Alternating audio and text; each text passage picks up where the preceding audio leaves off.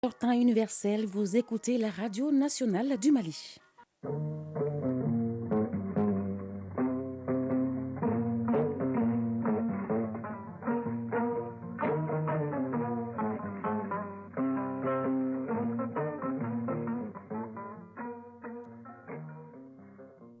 Le journal. Salimata Dao. Merci de votre fidélité. Bienvenue au 13h dont voici les titres. Suivi de la campagne agricole 2022-2023, la commission du Conseil national de transition chargée des questions du monde rural en visite dans la région des Ségou. Grand retard accusé dans les travaux de construction de l'hôpital ultramoderne de Koutiala. Le gouverneur de la région a fait le constat et demandé aux responsables du chantier d'accélérer les travaux et livrer l'infrastructure dans les meilleurs délais. 6 œufs par personne et par semaine, pas plus. C'est la quantité recommandée par les spécialistes de santé. Pourquoi cette limite? Dossé Babadiara nous donne les réponses au cours de cette édition. La chronique judiciaire nous parle aujourd'hui des huissiers commissaires de justice, un corps qui est né de la fusion de deux autres du monde des droits. En sport football, le Mali joue sa deuxième journée dans la poule A samedi au compte des éliminatoires de la zone A UFOA des moins de 20 ans. Plus d'infos sportives avec Abdul Karim Kaba. Bienvenue. La Commission du développement rural, de l'environnement, de l'assainissement, de l'eau et de l'énergie du Conseil national de transition est à l'intérieur du pays pour une mission de supervision dans certaines zones de production agricole. La région du Ségou est la deuxième étape de cette visite. La rencontre vise à échanger avec tous les acteurs de l'Office du Niger sur les difficultés et de constater l'évolution de la campagne agricole 2022-2023 dans la cité des Balanzans. Envoyés spéciaux Agibou Koulibaly et Aboubakar Traoré. Après Koutiala, à Ségou, l'Office RI a reçu les membres de la Commission du développement rural, de l'environnement, de l'assainissement, de l'eau et de l'énergie du Conseil national de transition. Le premier responsable de l'Office a expliqué l'évolution de la campagne agricole 2022. Au cours de cette rencontre, les échanges ont porté sur la situation de l'hivernage, la pluviométrie, les superficies emblavées, les intrants et matériels agricoles et les contraintes. À Ségou, l'hivernage 2022 a une bonne allure dans l'ensemble, surtout pour les cultures sèches. Pour la riziculture, on note un léger retard dans les emblavures dû à la poche de sécheresse qui s'est manifestée vers la troisième décade du mois de juillet. Pour la présente campagne, l'Office RI Ségou a pour ambition de réaliser plus de 200 000 tonnes de céréales, dont 115 000 tonnes de riz paddy pour sa contribution à l'atteinte de l'autosuffisance alimentaire. Dr Salif Sangaré, directeur général de l'Office RI Ségou. L'allure de la campagne est très bonne. Si les pluviométries continuent jusqu'en octobre, nous pensons que cette année, on va avoir une très bonne campagne agricole. Maintenant, en termes de grandes difficultés, c'est les intrants. Parce que jusqu'à cette date, quand on a fait le tour, les dépôts d'intrants est un peu très faible partout. Donc nous pensons que d'ici le 10 septembre, si on n'a rien, au moins qu'on ait de l'urée qui va permettre en tout cas à ce que nous ayons des rendements escomptés. On a dit aux membres du CNT de remercier le gouvernement parce qu'au moins les offices ont bénéficié d'une ouverture de crédit, au moins pour permettre de faire la campagne.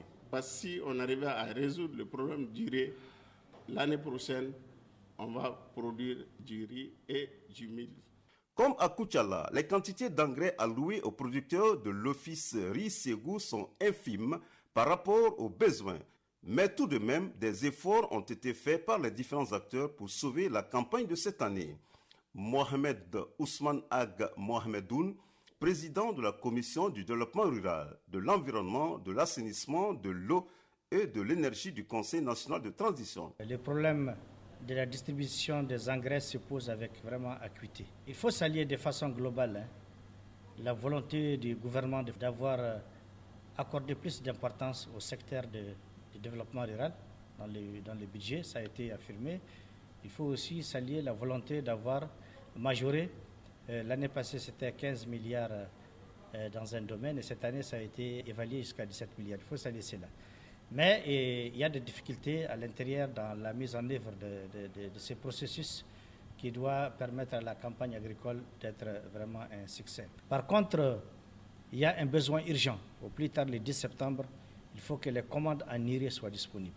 À Koutiala, comme ici à Ségou, l'espoir demeure tout de même pour la réalisation d'une bonne campagne agricole 2022-2023, surtout avec les bonnes initiatives prises par les différents acteurs. Ségou, Agibou Koulibaly et Abouakar Traoré pour l'ORTM. Restons à l'intérieur du pays où un hôpital ultramoderne est en chantier à Koutiala. L'état d'avancement des travaux est estimé à 9,42%. Un taux décrié par le gouverneur de la région de Koutiala qui a effectué ce mercredi une visite inopinée sur le site. Le visiteur estime que le personnel employé pour la main-d'œuvre n'est pas proportionnel au volume de travail. Le général Abdoulaye Cissé a donné des instructions aux responsables du chantier pour que les travaux soient effectués dans les meilleurs délais. ORTM Koutiala, Brimakouni. Le chantier de l'hôpital ultramoderne de Koutiala, démarré depuis le 15 décembre 2020, l'état d'avancement des travaux est estimé à 9,42%. Ce taux est jugé faible et même très faible par le gouverneur de la région de Koutiala qui a effectué une visite inopinée sur le site. Général Abdoulaye Cissé, gouverneur de la région de Koutiala. L'entreprise est en retard et en même temps, le personnel n'est pas proportionnel au volume de travail. Il faudra que l'entreprise respecte le délai qui leur reste maintenant, est 12 mois.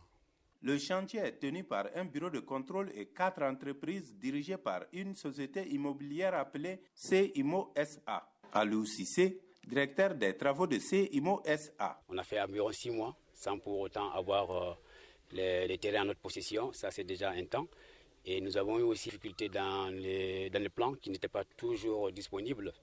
Mais compte tenu un peu de l'investissement même de tout un chacun, que ce soit l'entreprise des uns et des autres, on a commencé avec le document de base et c'est ça qui explique en partie un peu, c'est-à-dire cette lenteur. N'oubliez pas que nous sortons juste de l'embargo qui était injustement, illégalement imposé sur notre Mali, qui a fait beaucoup de difficultés dans ce qui concerne l'approvisionnement des matériaux.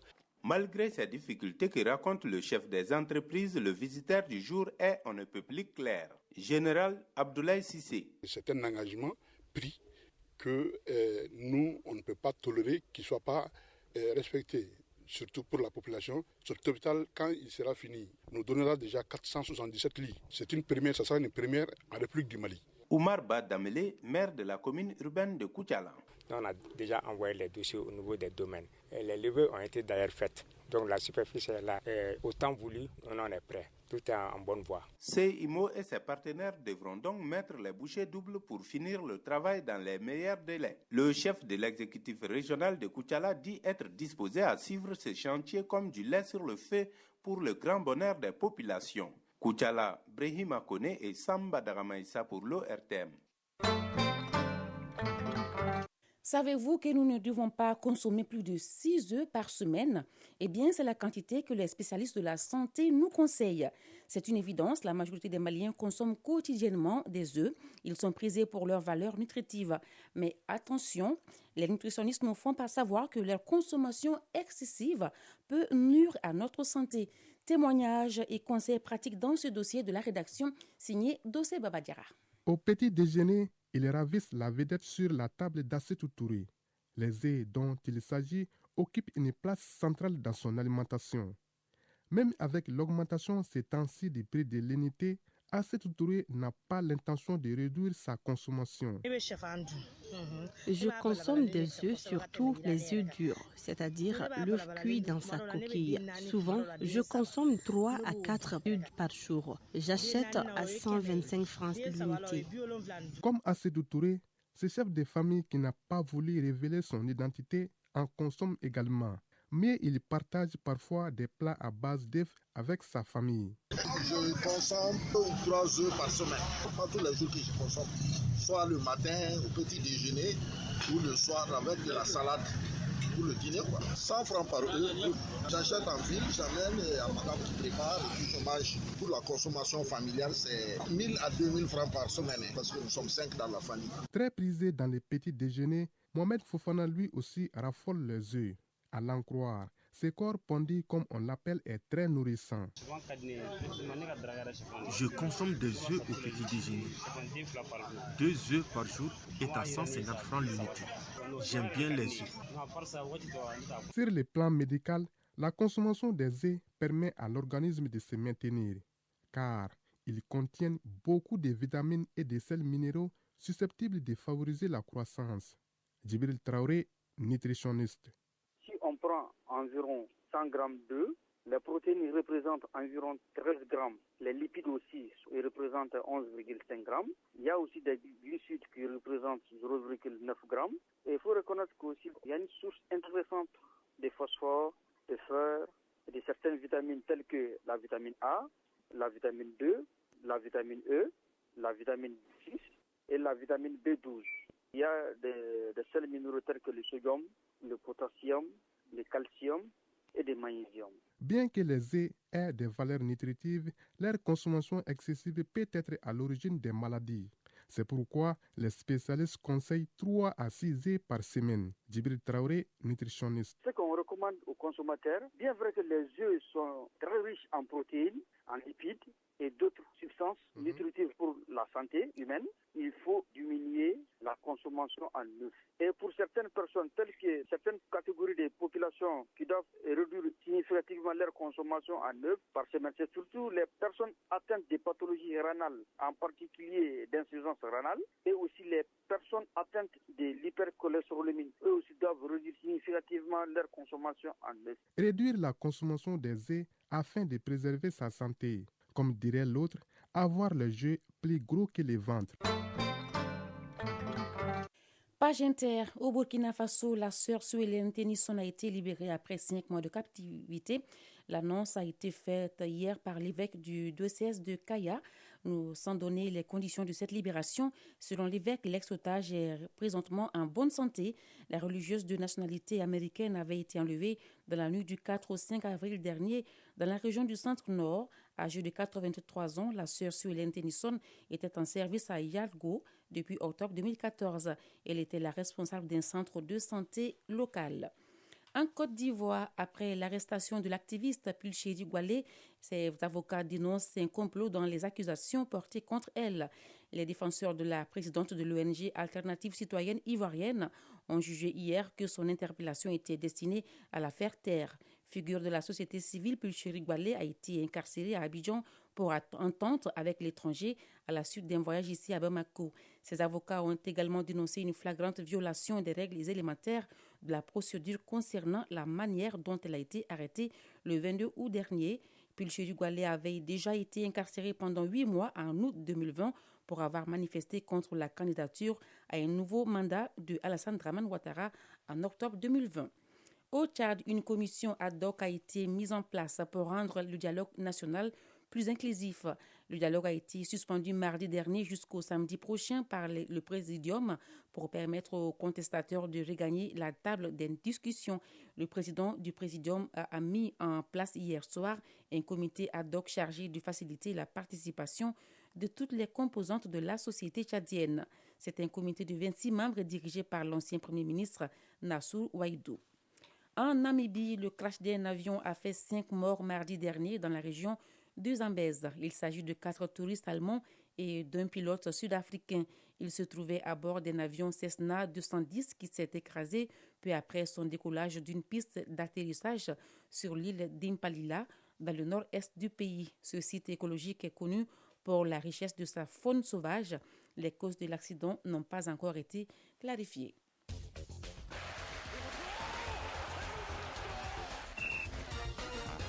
13h passées de 14 minutes, nous allons à présent parler sport, football, basketball d'abord. Les oppositions des play-offs à l'issue du Caridas sont connues. En football, la 3e journée de la Supercoupe Colonel Assimi Goïta se poursuit au stade Mamadou Konaté. Football toujours, éliminatoire zone A UFOA des moins de 20 ans. Le Mali joue sa 2e journée dans la poule A samedi. Le développement de la page sport, c'est avec Abdul Karim Kaba.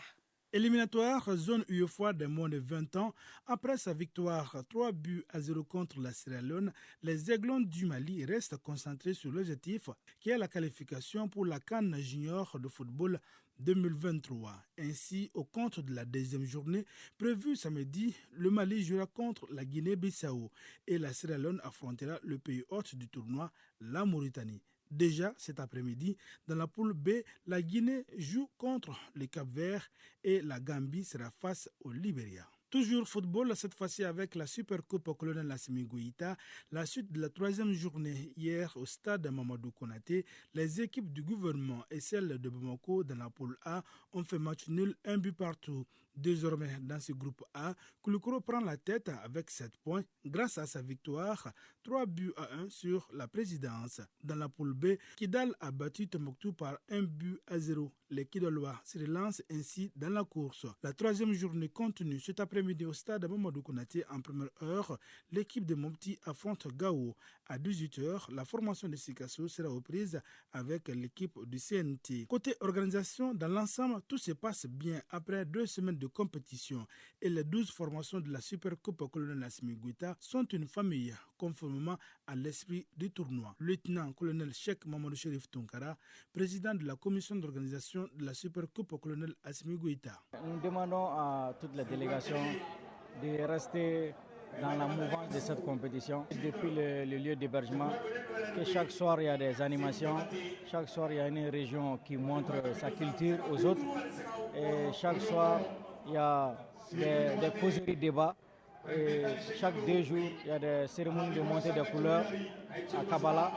Donc toutes choses qui nous réjouissent et qui nous font croire que vraiment les jeunes ont compris ce que notre président, son excellent colonel Assimi Goïta, souhaite pour notre nation, c'est que tout le monde soit uni, qu'il y ait un brassage culturel, ethnique. De toutes les façons, c'est le Mali qui va gagner, puisque c'est la jeunesse qui est réunie ici. Basketball, l'on connaît désormais les oppositions des playoffs. C'est là à l'issue du Caridas. Après la 3e journée du Caridas du championnat national, le tableau des playoffs en dames, le Djolibassé jouera contre l'AS Police. Chez les messieurs, l'AS Mandin de la commune 4 en découdra avec le stade malien de Bamako. Les playoffs démarrent lundi. À présent, la leçon de sport. Pour terminer, la leçon de sport de ce jeudi porte sur ce sport d'origine allemande qui est le handball. Une partie de handball se dispute avec 7 joueurs de part et d'autre. Chaque joueur a un rôle précis. Isaac Tchenou s'intéresse au positionnement des joueurs sur un terrain de handball. 40 mètres de long, 20 mètres de large, un terrain de handball offre suffisamment d'espace pour que 2 équipes de 7 joueurs s'opposent pendant 60 minutes. La composition d'une équipe est précise. Amadou Maïga, entraîneur de handball. Le handball est un sport collectif qui se joue à 7 sur le terrain avec les postes suivants. Un gardien de but, un demi-centre, 2 arrières, 2 ailiers, un ailier droit et un ailier gauche et un pivot. Le handball est un sport où les 2 équipes peuvent aller et revenir dans chaque zone de jeu. On parle d'espace interpénétré. La répartition des joueurs sur le terrain n'est pourtant pas un hasard, loin de là. Elle définit des postes qui ont chacun des caractéristiques bien particulières. Amadou Maïga explique. Le gardien de but a pour rôle d'empêcher les tirs adverses d'entrer dans ses buts, de faire une relance rapide, la contre-attaque, et enfin de diriger sa défense. Le demi-centre est l'organisateur du jeu. Il en est le chef d'orchestre qui distribue les balles, commande les schémas tactiques de l'équipe. Les ailiers ont pour rôle, en attaque, d'occuper les ailes. Le pivot, c'est un joueur qui a pour rôle de jouer à l'intérieur de la défense adverse afin de les perturber et créer des espaces pour ses partenaires. Pour les personnes qui regardent un match pour la première fois, l'organisation des joueurs sur le terrain peut toutefois sembler désordonnée. Généralement, le gaucher à droite et le droitier à gauche. Afin de permettre les pénétrations, ils écartent le jeu afin d'étirer la défense adverse. Les arrières. Là aussi, nous avons arrière droit et arrière gauche, comme chez les ailiers, arrière droit gaucher et arrière gauche droitier. Généralement, ce sont les artificiers de l'équipe. Du pivot peut changer selon le schéma tactique. Au final, que vous soyez petit, grand, fort ou mince, il y aura toujours une place pour vous sur un terrain de handball, à condition de maîtriser les règles de jeu.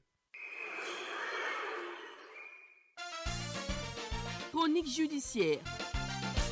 La chronique de ce jeudi aborde la fusion entre une entité, le corps d'huissier de justice, et celui de commissaire-priseur. Si l'huissier a pour mission d'exécuter les décisions de justice, les commissaires-priseurs ont pour rôle de diriger les ventes aux enchères publiques. L'union des deux corps donne vie à un troisième, celui des huissiers-commissaires de justice. Adama Jimde nous en parle dans ce numéro de la chronique judiciaire. L'huissier est un auxiliaire de justice qui dispose de pouvoirs légaux pour faire exécuter le paiement d'une créance. Il s'assure que les créanciers reçoivent l'argent auquel ils ont droit selon le tribunal. Aussi, l'huissier exécute les décisions de jugement. Si une personne condamnée par le juge à payer une somme refuse, l'huissier peut saisir son capital, ses revenus, ses biens mobiliers et immobiliers. Le commissaire-priseur est aussi un auxiliaire de justice. Par contre, ce dernier dirige la vente publique aux enchères des biens. Cette vente permet l'établissement du juste prix par la confrontation transparente entre l'offre et la demande. La fusion de ces deux entités en huissier commissaire de justice a permis de renforcer davantage leur capacité opérationnelle sur le terrain. Maître Boubacar Namakoro Diallo, président de l'Ordre des huissiers commissaires de justice de Mali. La fusion a permis aux huissiers de faire des prisées, des ventes aux enchères, aux commissaires de priseurs de faire des saisies autres. Donc notre activité principale, c'est l'exécution des décisions de justice, établir les constats matériels, surtout quand il n'y a pas de dommages corporels. Pour avoir accès au service de l'huissier commissaire de justice, les conditions sont toutes simples, physiquement aussi bien que virtuellement. Il y a un site dédié aux huissiers sur les réseaux sociaux et tout. Et ensuite, il y a un bureau de l'ordre des huissiers. Et les huissiers aussi sont représentés à travers le territoire national. Chaque huissier de justice a un cabinet qui est bien connu. Donc saisir un huissier, soit sur les réseaux, c'est-à-dire que les adresses sont connues, toujours passer par un cabinet, c'est toujours mieux. Parce qu'il y a la confusion souvent entre certains agents immobiliers qui disent maître, qui se considèrent comme des huissiers, et les huissiers proprement dit. Donc le distinguo est très clair. Les huissiers sont des professionnels de droit qui appartiennent à la famille judiciaire. Tout comme les notaires, les avocats, ils ont des cabinets bien précis situés sur le territoire. L'accès à l'huissier de justice est très facile. Vous avez une décision de justice, le cabinet de l'huissier est ouvert. Vous avez un problème par rapport à une constatation donnée. Par exemple, vous avez eu des dégâts par rapport à la pluie, ceci, cela. Vous passez sans contrat, vous allez voir un huissier de justice, vous lui exposez son problème, c'est un professionnel de droit, il sait la réponse adéquate à donner. Les honoraires de l'huissier commissaire de justice sont réglementés par la loi de façon précise. Maître Boubacar Namakoro Diallo, président de l'Ordre des huissiers commissaires de justice de Mali. Chaque acte qu'on pose, il y a un tarif bien défini par rapport au tarif des huissiers. Normalement, si on prend le recueil des textes usuels du Mali, dans ce recueil-là, tous les frais de justice sont énumérés dedans. Et les tarifs de justice sont énumérés aussi dans le recueil des textes usuels. Maintenant, sauf que souvent, de commun accord, vous pouvez discuter compte tenu de la distance, ici, c'est là, pour améliorer un peu les frais. Or, ça, c'est une volonté commune des parties. La compétence territoriale des huissiers est fonction des zones de couverture des cours d'appel de Bamako, Mopti et de Caille. 13h22, c'est la fin de cette édition que moi, Salimata Daou, ai eu le plaisir de vous présenter. Mise en onde Bintou Traoré, réalisation Dossé Baba Diara, coordination Ousmane Dao. Sekou Traoré a assuré la transmission sur nos différentes plateformes digitales. Restez avec nous tout à l'heure. Hassan Tangara s'installe pour la lecture des avis et communiqués. Merci et bon après-midi.